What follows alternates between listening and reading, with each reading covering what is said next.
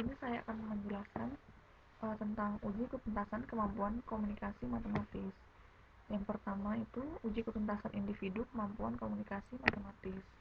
Uji ketuntasan individu kemampuan komunikasi matematis individual ini digunakan untuk mengetahui kemampuan komunikasi matematis peserta didik dapat mencapai ketuntasan atau tidak. Kemampuan komunikasi matematis peserta didik dikatakan tuntas jika mendapatkan nilai lebih dari atau sama dengan 72. Untuk datanya itu sama seperti uji normalitas dan homogenitas. Nah, untuk langkah-langkahnya, pertama kita jalankan program SPSS, lalu kita isikan di kolom name itu 7B eksperimen, desimalnya 0. Lalu kita pilih data view di samping variabel view, lalu kita masukkan data nilai 7B eksperimen. Setelah itu kita pilih menu analyze, compare mean, lalu one sample t-test. Lalu masukkan variabel 7B eksperimen ke kotak test variabel dan isikan 72 di kotak test value. Lalu kita klik tombol option, maka muncul kotak dialog one sample t-test option. Secara default, confidence interval bernilai 95% dan missing values terpilih exclude cases analysis by analysis, yang berarti hanya data valid yang digunakan dalam analisis. Kita klik tombol continue, lalu kita klik OK, sehingga akan muncul output berikut. Ada tabel one sample statistik sama one sample test. Untuk hipotesisnya, H0 yaitu mu0 lebih besar atau sama dengan 75, atau nilai rata-rata kemampuan komunikasi matematis mencapai KKM. Lalu H1 mu0 kurang dari 75. Nilai rata-rata kemampuan komunikasi matematis tidak mencapai KKM. Kriteria yang digunakan dalam uji T yaitu harga T hitung lebih besar sama dengan T tabel, maka H0 diterima. Berikut ini hasil perhitungan T hitung.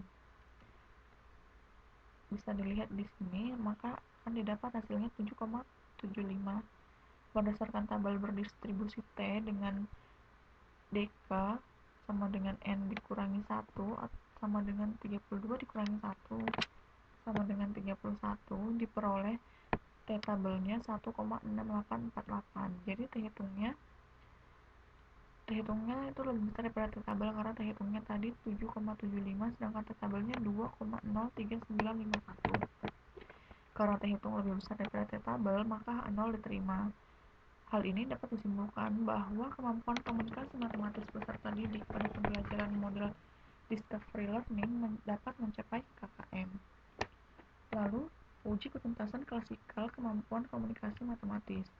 Uji ketuntasan kemampuan komunikasi matematis klasikal ini digunakan untuk mengetahui kemampuan komunikasi matematis peserta didik dapat mencapai ketuntasan secara klasikal.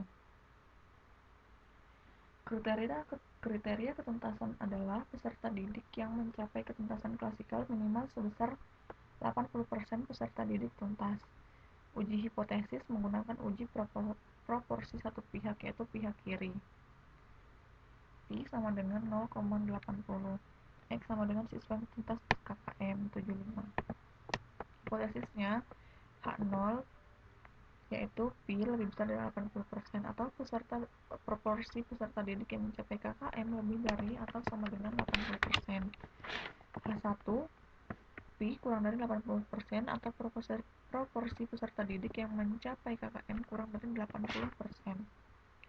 Kriteria yang digunakan untuk uji propos yaitu tolak H0 jika Z hitung kurang dari sama dengan min Z 0,5 dikurangi alfa, di mana Z 0,5 dikurangi alfa sama dengan Z tabel.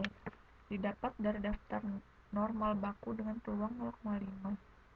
Berikut ini hasil perhitungan Z hitung. Bisa dilihat hasilnya itu 1,9445. Berdasarkan daftar normal baku dengan alfa sama dengan 0,05 atau 5% didapatkan Z 0,5 dikurangi 0,05 sama dengan Z 0,45 dan Z 0,45 sama dengan 0,6736. Berdasarkan perhitungan uji ketuntasan klasikal, Z hitung sama dengan 7,75